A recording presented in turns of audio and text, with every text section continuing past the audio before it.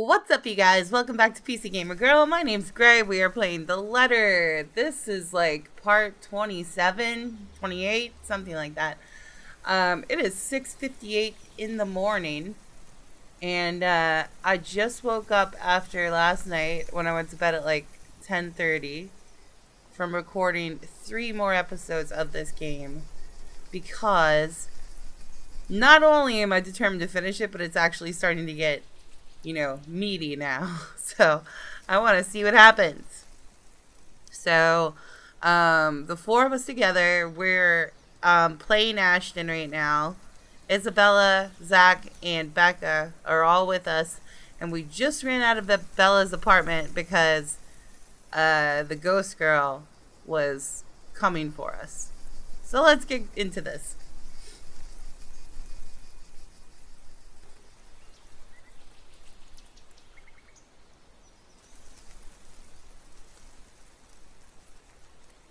A dreary downpour starts off the Monday.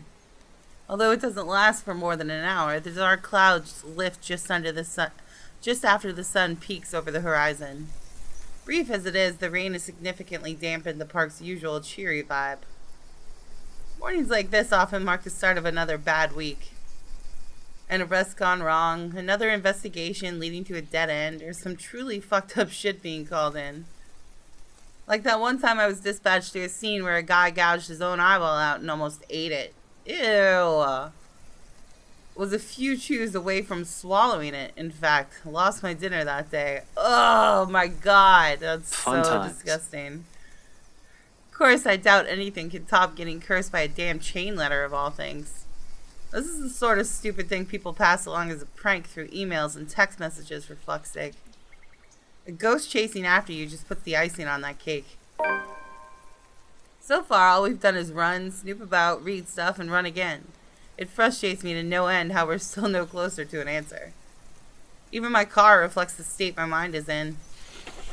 Photocopies of documents litter every available surface. Scattered all over the place, spilling from the passenger side and into the back seat, making an entire mess of what little space there is. Not that I'm any better. My last shower was 24 hours ago. I haven't slept at all, and my last meal was that chocolate porridge thing Isabella offered. The way I am now, I definitely get a scolding. Rebecca will definitely give me an earful and tell me to take care of myself better, say that I'm killing myself on the job. I can already hear Isabella complain how dark the bags under my eyes are getting, and about how I reek and how I need to shower pronto. I can rest easy when this is all over. It's not that I can't feel the pang of hunger. With that woman chasing after you, it's difficult not to feel anything other than horror. The rush of adrenaline coursing through my veins and my desperation to survive. In fact, I can still sense the ghost of her touch from last night. Her bony digits wound tightly around my ankle, and that horrid smile she has on her as she pulled me closer. The memory's enough to send a shiver up my spine and make me antsy. Perhaps the only thing comforting about this is the sight of my gun nearby. From my dashboard, sunlight glints off of Philia's surface. Normally, I keep it hidden in a compartment. Luxburn police regulations only allows authorized people to carry firearms, and even those are limited. I do have that authorization, but I never really saw the need for its use, when the standard issue tasers are more than enough to incapacitate anyone. If not, I can always throw them on their back. Those judo lessons. Hey, phew! Hey, phew! Excuse me. Those judo lessons Dad forced me to get as a kid has its uses too. On a ghost, though, all of those will probably yield the same result. They're all useless. I might as well use a stick. However, it's the feeling of ease I'm after, or what little of it I can gather from it. After I finish recording this episode, I'm going to have to go make coffee before I record more, because it's way too early. I need coffee. The awareness that I, at least, have something to protect myself with in case things go wrong.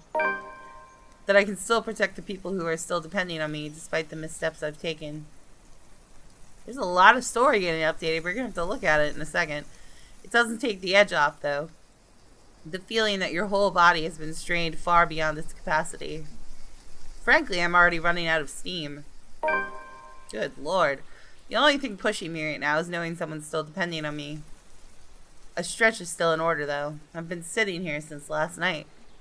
Soon I step out of my car from my car, closing it behind me with a thud as I take my surroundings. The rain did wonders. The morning air feels crisper and cooler than it has ever been in days. For once, the weather seems to be taking a turn for the normal. Luxborn's normal. In the distance, beyond the buildings lining the horizons, dark clouds are blowing in. A storm might be due this evening, give or take. A shame for the people looking forward to Halloween night. I'm just not sure whether this is something I can look forward to as well. Still, I bask in the change it brings. Inhale, exhale, breathing in, taking in the peace as if it'll be my last. But as with all the good things, the quiet shortly comes to an end. Not necessarily a bad end. The chatter reaches my ears first, halting my movements. Sure enough, when I glance up, I find them, Zach, Rebecca, and Isabella, just as they've entered the park grounds, bags of convenience store food in hand. After last night's flight from Salem, we've elected to stay the night here, unsure if our own homes will still be safe.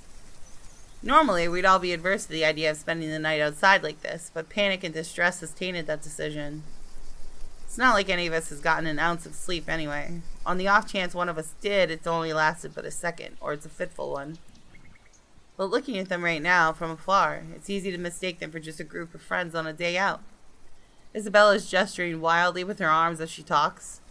Something funny or amusing, probably because it's soon followed by Zach's booming laughter and Rebecca's giggles. Their voices fill the atmosphere with light air, temporarily easing off the disheartening mood. It's easy to pretend we're not knee-deep in a life and death situation, the way they're acting right now. If anything, it's only their appearance that betrays that mask. Slightly disheveled, bags under their eyes, an exhausted curve in their shoulders, and dragging footsteps. But the closer they get, the more obvious these signs are to the naked eye. Zach tosses an energy drink my way, the moment the distance allows it. Isabella hands me the other bag she's holding, before seating herself on the edge of the fountain. The scent of warm food immediately waves from the bag when I open it, carried further by a passing breeze. Whatever sweet sauce they drizzled over this pork wannabe, it smells heavenly. Hell, even the sorry-looking vegetables seem appetizing. Despite myself, without even checking exactly what this is, hunger swiftly takes over every rational thought. I dig in without waiting for them to start. The rest of them appear to be in the same mind, too. Soon enough, they all start with theirs. No casual talk while we fill our empty stomachs. Exhausted as we all are, food is something we can't forego. Starvation dulls the thinking, weakens the body. If we're to survive this, we're going to have to take care of ourselves first. In a matter of minutes, we're done and dumping the empty cartons on a nearby waste bin. Along with it is the shift in the mood. Back to dismal, back to the problem at hand. The comfortable atmosphere from minutes ago was nice while it lasted. Admittedly, I've missed these kind moments between us. We never had the chance, always busy on some project or work, the things we've taken for granted. Now we're realizing how valuable they are. The world has an awful sense of humor. While the one we've just had is short-lived, it's another thing I want to look forward to. If we ever free ourselves from this damn curse. I'd like to believe there's a way. For now, we have to focus back on the present. This. Dead people. The letter. The curse. It's not simple to bring these up, but necessary. What now? Where do we go from here? It's not a question directed at anyone in particular, but they all look to me as if my face has all the answers in the world. I used to think so, back when I was at the top of my game and I'm still sure of everything. Now there's just uncertainty sullying whatever decision I come up with. At some point, logic has simply stopped working here and we've started grasping at straws. Along with exhaustion, fatigue, and stress, we have enough kindling to get a fire burning. The not-so-pleasant kind of fire. Well, first, we can't just stay here. That much is obvious. But we can't just keep running like this either, Becca. Sooner or later, she'll... As if we have a choice. We can't even go back to our own homes because that thing might get us. No, we're safe. But dying is the last thing I want to do right now, Isabella. Not to a stupid chain letter. You were too gullible to pick up, bring with you, and show to everyone. Oh, great. So she's gonna just blame all of this on Isabella now. Rebecca, you are the biggest bitch. I swear to God. I can't stand her. I didn't do it on purpose. Becca, had I known, I wouldn't have. Hey, you two. None of us want to die to this. Just calm down. We ain't getting anywhere shouting at each other. Whose side are you on, Zachary? No one's. But we can't just say it's her fault.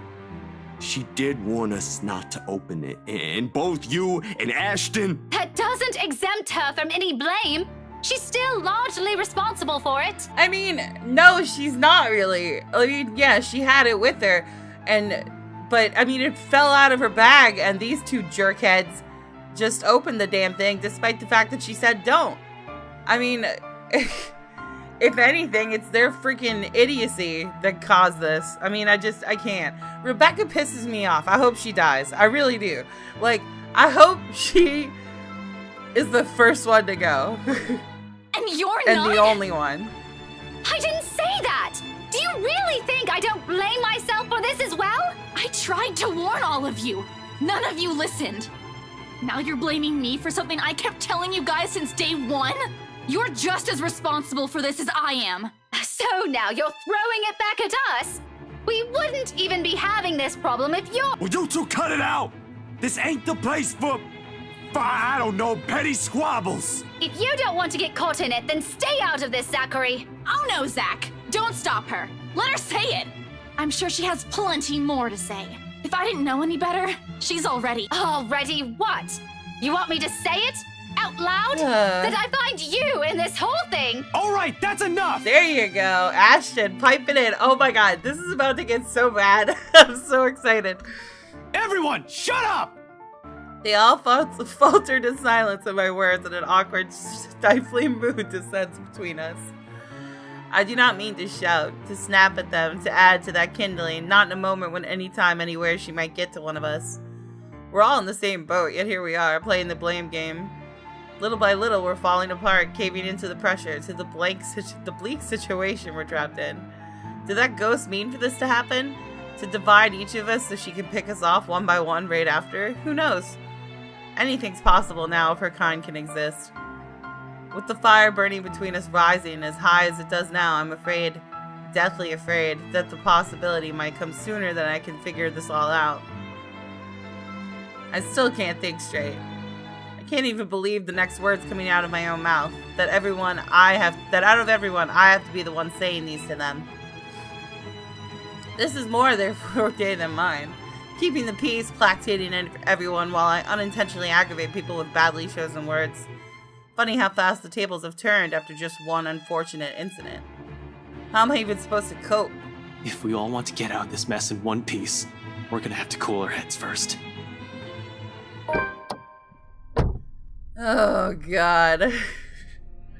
I hope Ashton rubs his feelings for Isabella in Rebecca's face so hard.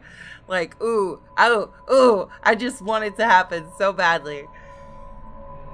Before my own temper flares, I walk away and slide back into my car. If the door slams with more force than needed, I'd like to blame it on the pent-up anger boiling up in me. I'm not even sure what or who I'm angry at. The ghost, at them, or maybe at myself for being this useless. Because despite none of them saying it, I know, goddammit, they're still counting on me. In spite of my failures or every harsh word I've uttered, or how unbearable I can be as a friend. It's there when the tension after the argument finally breaks, and one by one they follow me and get in the car. It's in the concerned glances they shoot me my way when I start the engine without a word and drive off. It's in their silence, a heavy gift, their unwavering trust. Yet it's one I'm more willing to carry, even though my own exhaustion, if only to keep them safe. In this city of 68,000 strangers, they're the only ones I have left. Though in all seriousness, a good rest is still our best bet for now. Thinking with an exhausted brain is almost as good as running around in circles. We might as well just throw ourselves at that ghost and be done with this. The local Irish pub may not be the best place to hang around when one hasn't slept a wink or you're stressed. More often than not, it's loud. Sometimes the music played by drunkards grates the ears and the whole place smells like piss on a bad day. All in all, it's very definition of the place I'll hang around after a wakeful night, but it's safe. Or as safe as it can be with the G's security watching the place. Makes it easy to find help in case you find yourself in a tight spot. The place being owned by a person I've implicitly placed my trust on provides some semblance of comfort too. Gregor, bartender G, or just G to his regular patrons, might be rough around the edges. Sometimes a bit too gruff for a man serving drinks behind the counter, but he belongs to the good folk of this city. If there's anyone in this place I can rely on to look after people important to me, it's probably him. He means well, surprisingly, despite his surly demeanor. Cares to some extent for people he likely only sees once or twice a week or on a bad day. Not the best job in the world, in my opinion, but that's exactly it, isn't it? In wine, there's truth. Alcohol, in this case. It loosens the tongue, forces one to let his or her guard down. Whatever inhibitions anyone has, it all flies straight out the window after a few glasses. It has made him observant, too. Always has one or two things to say about someone or something. Most of the time it's me, opinionated ass. But God knows how many times I've asked for his help when I've met with a dead end in a case or I'm in trouble. This time's no different. As expected, the moment we show up, he's kind enough to offer us a room at the back of his shop. A single look at my face, I don't even need to say anything, and the next thing we know, he's leading us in. No questions asked. Maybe it's also for this reason why I find myself drifting towards his station hours later, after having gotten that much-needed shut-eye. Newly washed drinking glasses and tumblers line the counter surface when I enter the room. Behind the bar, G's busy wiping each of them clean, likely prepping it for tonight's use.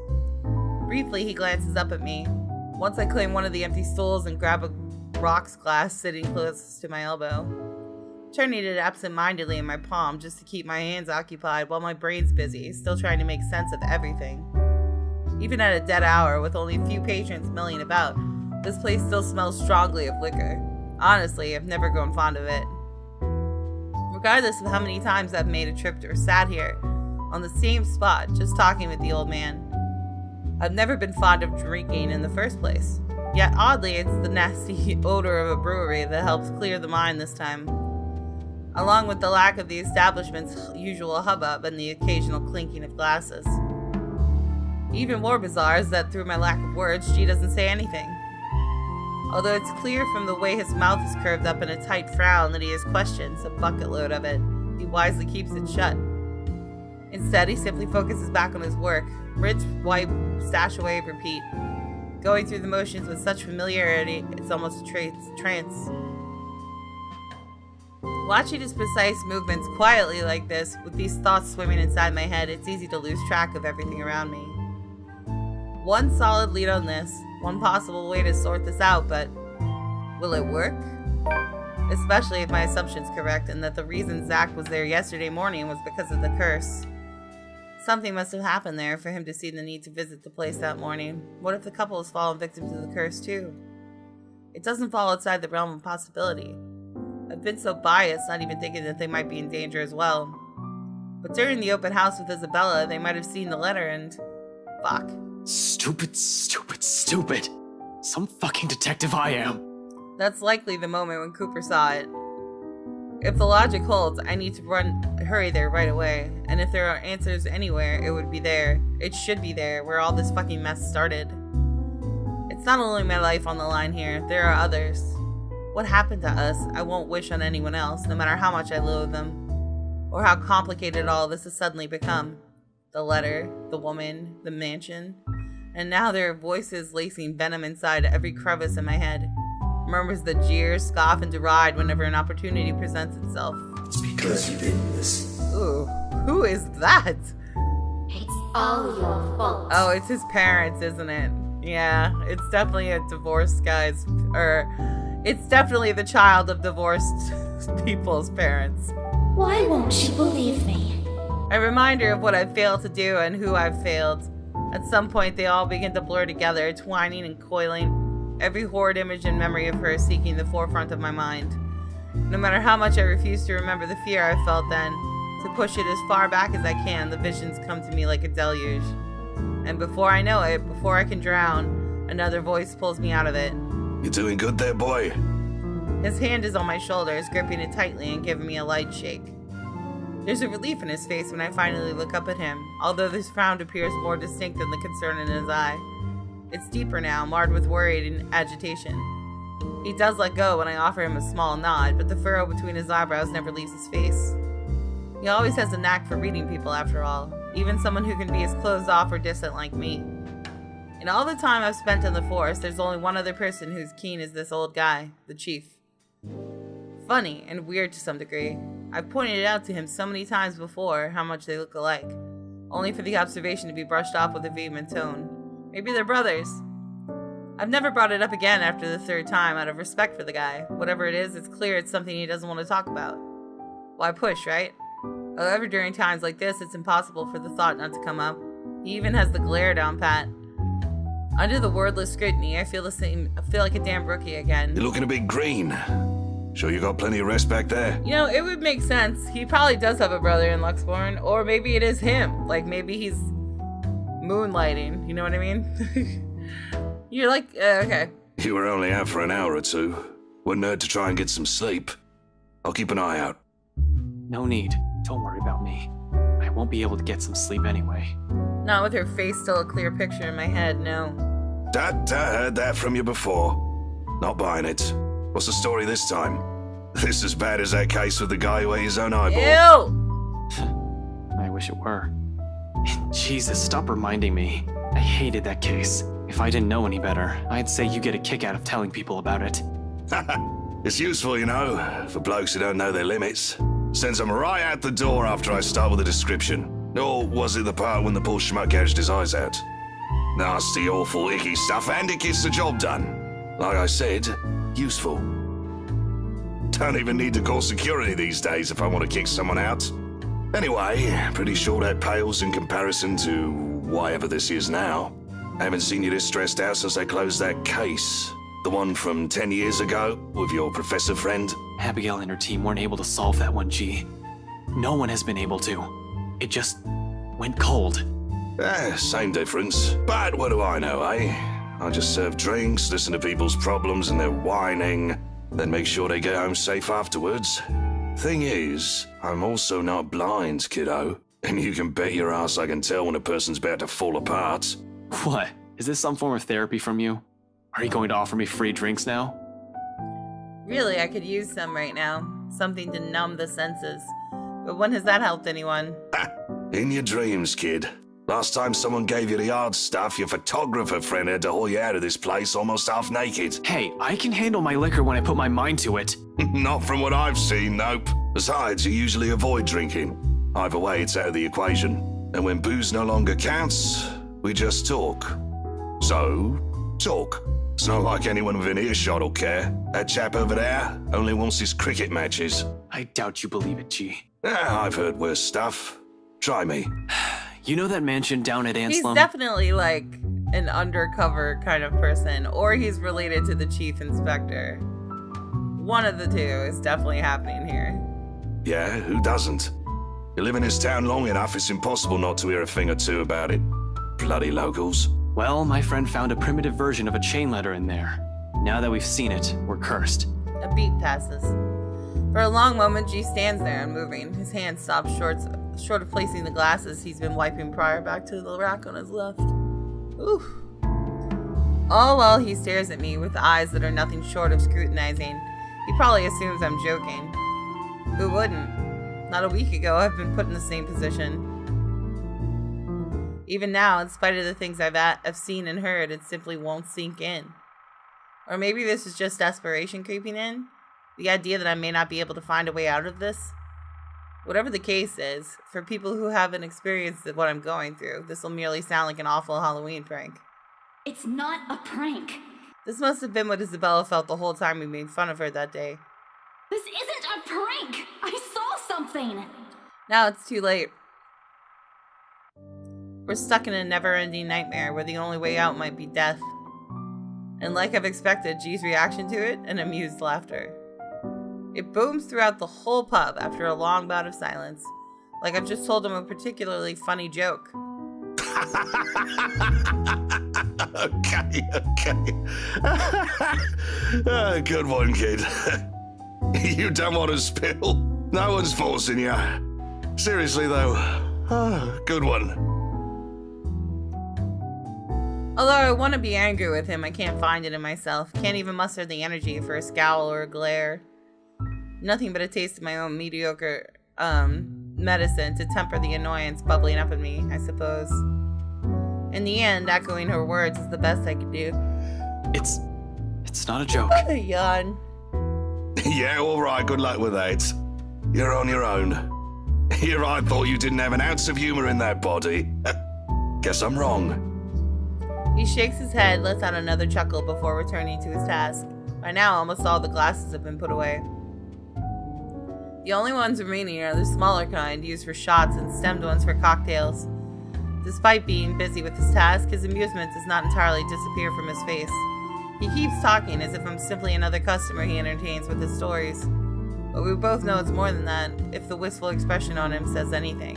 Man, can't believe you're the same rookie who walked in here almost a decade ago. Too smart for his own good, that boy. Has always been 2 steps ahead of things. Now he's here, sulking. I must have screwed up somewhere then. I must have screwed up a lot. For things to suddenly shift like this, for me to become more of a shadow of a person than I used to be. No, I don't think so. This one? Screwed up? Not by a mile. It's too early to say. You've still got several years ahead of you, Holmes. Take it easy. But some things change, eh? It has been years, and you were a kid back then. You know, the sort that's a bit unsure, making all the horrible decisions in life he'd eventually be embarrassed to talk about. You never stopped calling me kid, though. Well, you still are. It's just that this time, you're sure of who that badge and gun is for. So earlier, when we were on the phone, like an episode or something ago, when we were on the phone with the Chief Inspector called us kid too. So I'm really starting to see where he could definitely be somehow involved with the Chief Inspector. What was it you police types usually say? To protect and serve, yeah? A significant pause follows at its heels from both of us as he allows its meaning to sink in and spur something in me, stirring a feeling both heavy and forceful, but not completely unwelcome. Familiar. But before I can even clarify what he's trying to imply or gather my thoughts on the matter, G turns away to begin his work on the silverwares. He'll need those too, once more of his patrons come in for lunch. Slow and easy. A sharp contrast with the strained air we've been wading through these past weeks. A fleeting moment, but one I'm allowing myself to relish, if only because of its absence lately. The way things are now, this is almost a gift. So when it all ends with the loud shuffling of foot from the adjacent hallway, a sigh is all that leaves me. There's no need for me to look up to know who it is. Zach's treads alone are telling. There's always a weighted set to them, steps that are taken with a lazy cadence. Like he's always trying to make himself smaller, less conspicuous than he actually is. In a place he's unfamiliar with, he also tends to linger, stand awkwardly at his sides, as if he's all too afraid he'll break something. That or he's waiting for a permission of some kind. Either way, he's never been the kind to barrel headfirst into things or forgo courtesy, despite appearances. Much like how Rebecca's mother henning belies her fiery temperament, or Isabella's rare displays of maturity appears at odds with her youth. There has been a lot of those in my life, it seems, more so from the people I've grown closer to over the years. Walking contradictions, we all are. It's a wonder how we ended up friends in the first place. But maybe that's also exactly why. To some extent, there's still an understanding in there, in knowing that no matter how long you've been together, or how familiar you are with a person's habits, or how many lifetimes there might be for all of you, one can never fully know a person. Sometimes it works because they merely choose to stay. Sometimes it's as simple as someone extending a hand first for an apology, regardless of every hurt word said. Hey, Ash? This time I glance at him, briefly gauging the mood. Not because reconciliation's an issue for me, between us it never will be. But somehow this is another thing I'm all too afraid to see crumble in front of me. One wrong word. If this is going to end in another argument, we might as well stop as early as now. There's another long pause from him, during which he can't seem to figure out what to do with his hand. In the end, he chooses to stuff both in his pockets, and trains his eyes at the now empty space behind the counter. Without our notice, G has slipped back to the kitchen, leaving only the two of us and everything awkward in the world at the moment. Still, Zach trudges on, a hopeful tone slipping into his voice simply because it's the only thing he knows to do. Did you, get any sleep? It's a start, at least. A stiff one, but a start. The least I can offer in return is that rare honesty. For a few hours, yeah. Curt, brusque, not an ounce of friendliness in it. In spite of it, Zach takes it as a sign. Relief washes over him as his shoulders relax and he releases a tense breath. Soon he's closing the distance he has put between us and flops onto the chair to my right. I think the better question is if the dreams are pleasant. And for the record, no. Yeah, I know what you mean. I get those a lot. He shifts in his seat, coughs, drums his fingers on the counter for a short while, then falls silent. That's it, no apologies. Somehow that short exchange is all we need. The air changes again, much like everything we've known lately. Maybe not for the better, not yet. However, it's less suffocating, with less hostility and resentment. The kind where it's easy to pretend, easy to forget. Not that it's a thing that'll happen anytime soon, but one can dream. In a situation where death might come knocking at any time, it's these little hopes we cling to. It's these little things we wish will happen again. I'm not an optimistic person by nature. Hopeful maybe, but never optimistic. Though I want to believe there's a way we'll live through this nightmare. It's just funny how it took all of this to spur these kind of thoughts in me. I can't even remember the last time something like it has occurred to me. For some reason, after seeing one harrowing thing after another, I've simply forgotten. Why are you suddenly smiling like that? Huh? Oh, no, I was just thinking about something. Well, it better be something that'll get us out of this mess. What makes you think I know how to fix this? Until 2 days ago, I didn't even believe a word you guys have been telling me. Zach, I function better when I'm dealing with homicide cases. Hell, feel free to throw in the usual robbery and missing persons case into the mix. I don't care. Give me a few days and I'll give you a lead. This isn't how I operate. This isn't what I'm good at. For all you know, I might even end up getting us killed. I have no idea what I'm doing. Well, the fact that you're frustrated but still trying already means something, Ash. Besides, you don't make that face unless you already have an idea. It can't be any worse than this. Maybe. It's on your mind, Ash. There really is something about Z-Man. Between Rebecca and him, I tend to share with him things I wouldn't normally say to the other.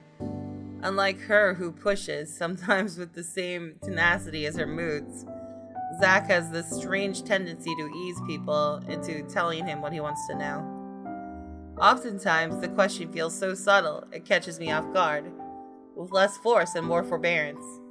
After all, out of everyone, he's the most grounded. Really, he's like the older brother I never had, the kind you can depend on when things go sour.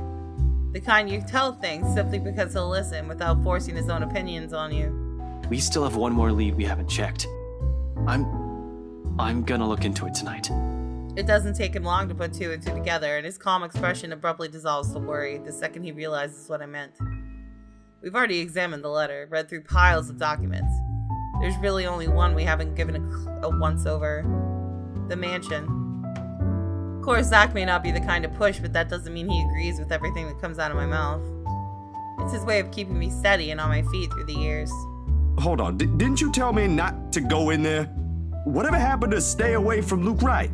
You're an unarmed civilian, Zach. And so? So, I want you to stay here and keep yourself safe. I probably won't take too long, but I don't know what might happen.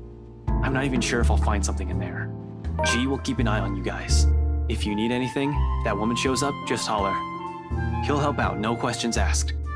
You don't even need to explain anything.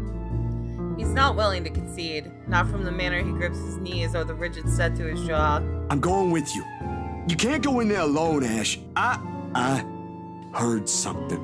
The morning I was there, I heard someone scream and then there was a woman crying I don't know what's going on inside that mansion, but I am telling you, you shouldn't face whatever's inside alone.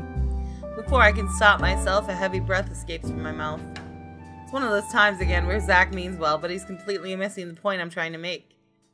When things take a turn for this, when he gets in a mood like this, he's almost as headstrong as Isabella. How and where do I even start?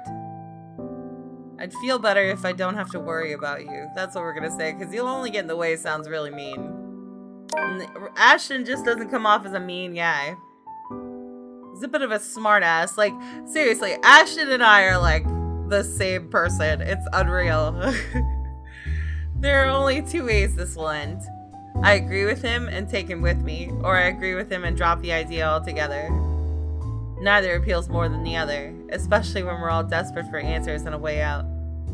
If all it'll take is a little more honesty to make him drop his harebrained idea, so be it. Look, man. Bro. Z-Man. Zach. Zachary, listen. I know you only want to help. Like hell! Oh shit. This ain't just about helping, Ashton! You're throwing yourself in the thick of it, on your own! Okay, Zach, calm yourself. Was your fall last night really that bad? Did you hit your head hard? I honestly can't tell if you've gone stupid or just plain suicidal. My head's okay, Zach.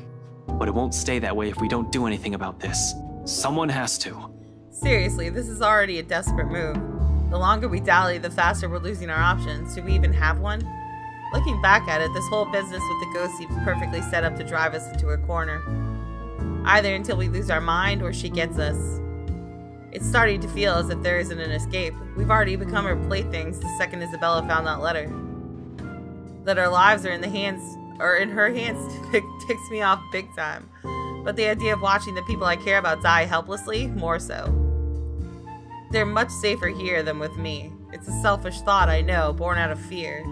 So in case things go awry, the very thing I want to happen is for Zach to take the fall with me. The very last thing I want to happen. I knew I read that wrong. I was like, wait, that doesn't sound right. I've already made enough mistakes. And that means it's just you. Just me. Suddenly he clams up. Although his actions, the restless shift in his shoulders, his mouth pressing close in a tight line, and how he starts off again in a quiet note. It all gives away his real thoughts long before 2 words have even made it out of his mouth. I'm sure you already know about this. Maybe this is you trying to make amends, or whatever. I don't know. You're making your own decisions here. But if something happens to you, it'll be just that. You'll just be another dead body out there. Please, don't do something like this. Don't worry. I'm not stupid enough to get myself killed. I just want things to go back to normal, Zach. Another dead air follows at the heels of that one admission. The meaning of my words too heavy, too striking. It stuns us into another lull. Optimism aside, we're both aware that's impossible. We're going to have to deal with the trauma right after. There will be the images, the voices whispering in our heads, the foreboding feeling, the stench of blood, gore, and death trailing after us. We may survive this, but those things, they'll remain with us for a long time. One does not survive something like this without it leaving something in you. Just the mere thought of what might come right after makes me dread it. What this has changed in all of us. But I suppose that outcome is more acceptable, the lesser of two evils. 3 hours. My head snaps up and I turn to him, puzzled. He's staring at his hands with a thoughtful expression, brows furrowed in deep concentration. Like he's trying to choose the right words to convey what he's about to say. 3 hours? For what? That's more than enough time to go there, to check things, like you said, and travel back here. If you don't show up here beyond that, I'm going after you. From his tone, it sounds almost like a warning. I'm sure it's not his intention. But hearing something like that from a person like Zach, I can't help but chuckle and throw in a jibe despite how dire things are. Just like the old times. Make that 4. What? You said you're just gonna check things. Why would you even need that long? Speed limit? I'm a ranked law enforcement officer, Zach. I'm supposed to set an example. I so wanna punch you right now. Of course, Zach never carries it out. In light moments like this, it's just how it is, how we are. Unfortunately, G chooses the moment next to show up, He slams the flat of his palm on the counter and shoots us both a stern look. Although his tone's nothing short of jovial, the disapproval's clear in it. He's obviously misunderstanding the situation. Boys, drummer's nice and all.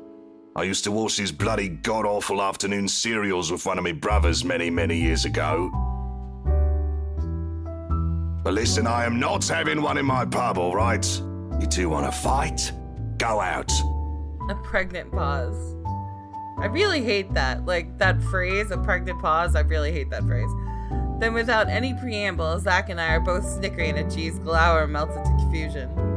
When we both showed no signs of stopping, he simply shakes his head and turns away. I'd like to think it's better this way, better that we both part on light terms so Zach won't have to see every little insecurity, every little doubt in me right now. He's seen enough. The last thing I want him to glimpse is another display of weakness. Not when he still stares at me with the same unerring confidence in his eyes. When our mirth dies down, before anything can be said further, before I change my mind, I step away from them. Giving Zach's shoulder a quick few pats, mumbling a lame excuse. Hey-choo! Hey-choo! Ugh, sneezing. Mumbling a lame excuse about taking another short nap under my breath. Although burying the stray thought that flashes fleeting in my head. Zach has seen me at my lowest plenty of times. Why does all of it matter now? The sun hangs lower when I stumble back into consciousness and drag myself downstairs. Around this time, the patrons usually start to trickle into the main lounge until it reaches a peak around midnight. Today, however, it remains thin. But considering what day it isn't too worrisome for the kind of business she runs. He's always complained about the lack of a decent crowd on a weak start, although he doesn't really begrudge his customers for it. No one wants to start the week with a bad case of hangover, after all, even him. Which makes the concerned look he gives me come off a bit too odd. With the kind of danger we're in, this swiftly puts me on edge, even before sleep completely fades from my mind. Something wrong, G? G hums, but there's an undertone of annoyance in it despite his casual and open movements. And only after he finishes wiping a tumbler and carefully settles it face down on the table does he give me an answer. The way he stares back at me honestly makes me squirm. It feels like I'm being stared down by a primary school teacher for sleeping in class again. Nothing much. Monday's still a slow day for this place. But you might want to check on your friends, kid. Looks like one of them woke up on the wrong side of the bed while you were out. I'll bet it's Rebecca. I'll give you anything. Another question forms in my head along with a small confused frown. But before a single syllable slips past my mouth, Rebecca's irate voice rings out from some part of the main lounge. Who is freaking surprised? From the sound of it, it appears wake up on the wrong side of the bed is a complete understatement. Alone? You know we can't just go in there. But we don't have any other choice, Becca! There's really no other way. We have to go there. If you'll just... Isabella? No. That doesn't sound too comforting. Once Rebecca assumes that kind of tone in an argument with Isabella, it usually ends with one of them walking out or both giving the other the silent treatment. It lasts for about a week at most if it's really bad, which really isn't what we need right now. I hope the bad blood from this morning will simply blow over after all of us have gotten a decent rest. I should have expected things won't be the same with them as it is with Zach and I. Turns out sleep isn't just what some of us need. Even G appears to understand it, in spite of his efforts to look as unconcerned as possible. There's a tense set on his shoulders. A nervous edge lingers in his eyes, as it occasionally flickers over where Rebecca and Isabella's voices are coming from. Ugh. He doesn't want to deal with this, especially at the start of another busy week. Neither do I. Things have worked out well between them before, without Zach or I meddling. But the imploring gaze G directs at me leaves me with no other choice. It almost feels like he's guilting me into doing something about it. I hate that it's working. You know how I run this pub, kid. No fist fights, no cat fights, only good booze, bad puns, and off-key singing. Go fix it before it blows up in your faces. I'd hate to throw two girls out of this place over a petty argument. It's probably not as petty if Rebecca is already shouting like that, but I give him a nod nevertheless. Sorry about this, G. He hums something under his breath for an answer and waves me off, turning away and returning to his work without another word. Even with the lack of a sizable crowd, he likes to keep busy. We're the same in that regard. Can't remain still, always have to stay moving, doing something, thinking, whatever keeps the brain at work. I leave him to it shortly after. Rebecca's voice rings out once again, followed by Isabella's. But part of me wants to thank him for all the trouble he's taken for people he barely even knows. Once this is over, I should probably find some way. In the meantime, I have the immediate problem to fix. Gotta get to this before it turns into a shitstorm both of them will regret. And I know both of them will. For all of Isabella's complaints about Rebecca's bossy attitude, or how annoying Rebecca sometimes finds the other childlike demeanor, it's a friendship they both cherish in their own way. I don't know why, they're both freaking insufferable as hell. Rebecca's already on her feet when I spot them in an almost deserted area of the pub. I'm willing to bet my entire life savings that people are staying away only because of the brewing storm. Rebecca can have quite the mood when she's crossed. I can't speak for Isabella. I rarely see her seething, but from what I've heard, it can be very unpleasant. The way she's glaring up at the redhead from her seat, regardless of how much the other woman towers over her right now, already says everything. Empty plates have been left neatly piled on the corner of the table they occupy, a conversation that turned sour sometime after a late lunch then. Good thing they're already done and nothing's left to be spilled. Because in the next moment, before I can approach and intervene, Rebecca slams her palm on the table. It sends the silverware clinking sharply against the surface. Isabella flinches momentarily, we both do, though she shows no indication of surrendering in the face of Rebecca's temper. Everything escalates from there. You've already gotten us in enough trouble because of this let a ghost everything. And you can't expect everyone to fix your mess. You keep on putting the blame on me, but you're the one who didn't listen. All of you! If you just listened in the first place, maybe this wouldn't have happened. But you're too busy acting like you know what's best for everyone, when in fact you're the one who's being selfish. I'm the one who's selfish. Damn right you're selfish. You're selfish as hell, woman. Yet you're still going to do what you want anyway, even if the people around you are already beside themselves with worry. She's a freaking adult. This is how you've always acted since we met, and I'm tired of it. Sometimes I wish you never even came here, because all you've given us is a headache. You know why I had to come here. My dad! Your dad has nothing to do with this. It has always been you and your whiny, careless self that has always been the problem. She is such a bitch. I hate Rebecca. I really hope she's the first one to bite it. Maybe I should have stepped in earlier. Maybe I should have said something the moment Rebecca slammed the flat of her hand on the table, or the second I've entered the area. Either way, it's too late to act. Harsh words have already been hurled between the two. Words more cutting than any blade, each and every one of it digging a wound too deep in the person they've been aimed at. For a long time, Isabella sits there in silence while Rebecca stands unmoving, arms crossed and breathing heavy. Despite the lack of words between them, they're both vibrating with anger, refusing to meet the other's eyes. Ever so slowly, the atmosphere in the room turns thick and smothering. A strained air no one in the immediate vicinity, including me, dares to break until the ones at the center do.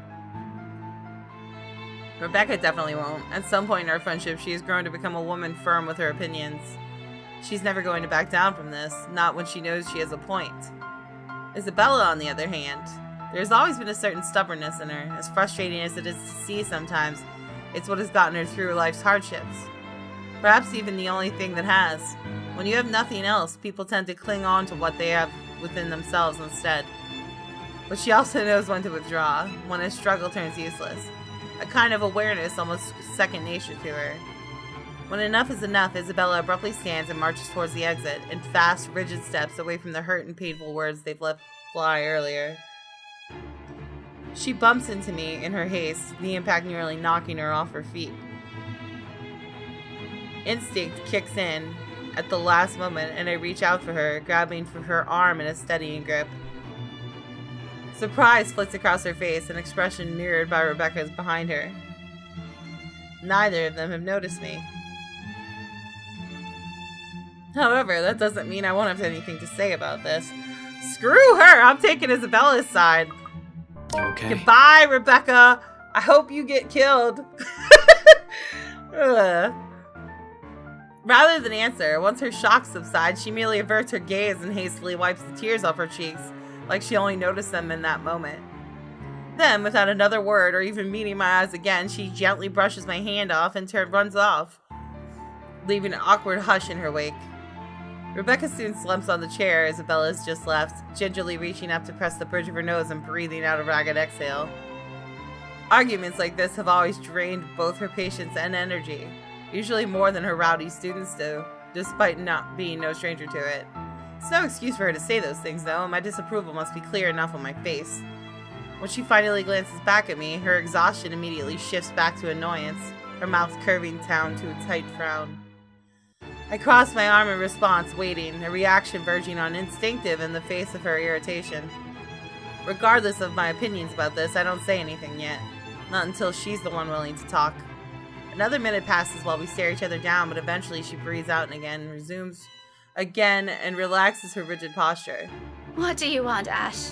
If you have something to say, just tell me, or I'm going back upstairs. Did you really have to say it like that? Well, how do you want me to answer her? I know you won't be crap, too I hit happy enter if too I did fast. that. That's a low blow, Rebecca. We all know she wasn't even planning on staying here this long. There was no need to bring it up if all you wanted to do was stop her. Did you even see how she's acting? She's not a child anymore. Even my students can do better. Becca, she'll listen if you'll just ask her properly. I know you mean well and you do have a point, but please be a little more thoughtful next time. Go think about it for a while. By some miracle, the whole discussion ends right there. Rebecca elects to stay silent, or at least it's how it seems when a minute or two passes when she says nothing. A rare occurrence when she almost always has something in her mind. Only an uneasy atmosphere hangs in the air when I finally decide to remove myself from the room. She doesn't stop me. Instead, something inexplicably flickers momentarily in her eyes, one that quickly disappears until only a vague notion of it remains in memory. But in that one exchange, I've caught a short, clear glimpse of what has shifted, of what's inevitable. So much has changed throughout the years, and we'll never be the same person we once were. And if it's for the better, we've yet to know. A lull has descended in the main lounge once I return. G's nowhere to be seen. People continue to trickle out of instead of in, and by the time I get back, only 2 tables remain occupied. Soon, those people too will be gone, and the whole place will be devoid of anyone. Frankly, its current state already lends the place an entirely different vibe. Along with the soothing strum of things, a soothing strum of strings, and the steady beat of drums playing overhead, there's a calming sense to this. A far cry from times I've been here before. And perhaps it's for this reason why Isabella has chosen this place to retreat. She sits quietly in the furthest corner of the room, in one of the tables set right beside the windows. G usually keeps the curtains close around this hour. Curtains close, or is it closed? But a small portion of it has been pulled back, revealing the busy streets outside. The late afternoon light spills right through it, outlining her small form and pulling on the surface of the table, where both her arms rest. In her hand, she flips a piece of folded paper, turning it from one side to the other without any purpose. The letter. A small frown creases her forehead while she stares at it, yet there's something oddly tranquil in the picture she has unknowingly painted. Something I can't bring myself to disturb, if only for a few seconds. It's one of those moments again. The rare ones. The ones where she's too still, too quiet, a complete opposite of her usual self.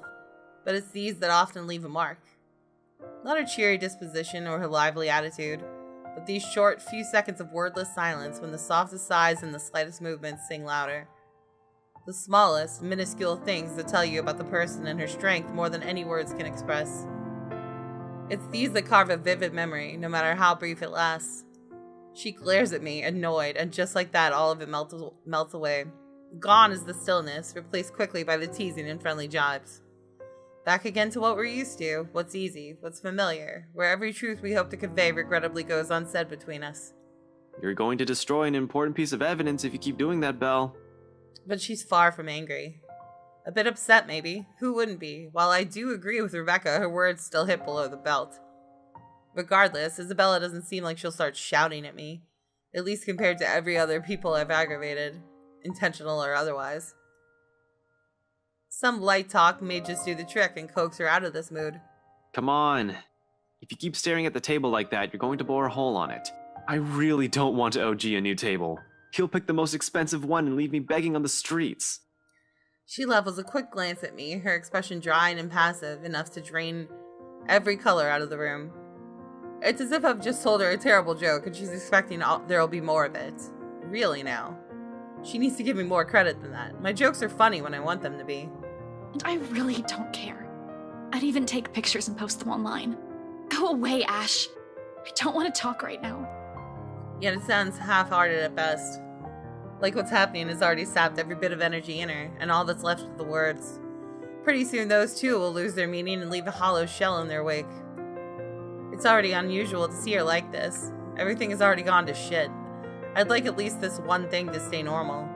So somehow we manage. We continue for the better half of the hour, talking, joking, with her short, feeble responses and banter that never goes anywhere. But it's enough.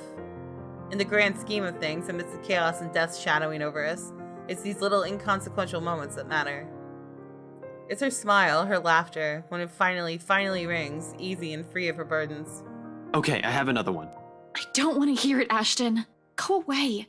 No, really, listen. I know someone who talks like an owl. Will you leave me alone if I bite and ask who? A pause. And then she frowns as realization slowly dawns on her. Confusion flashes fleetingly across her face before eventually settling on a grimace. Oh. Suddenly, she hugs her arms closer to herself and talks away and looks away. Perhaps in her best attempt to stay angry. That was cute, I'm not gonna lie. To no avail. It's a matter of seconds. Her shoulders shake with laughter she's trying to contain. You're awful and I really hate you. Just leave. I thought it was cute. It's contagious, her mirth. Soon I'm joining her in it, briefly forgetting every problem that has piled up and continues to weigh us down. Laughing without reservation or care until only a few warmths linger, once both our amusement ebbs away.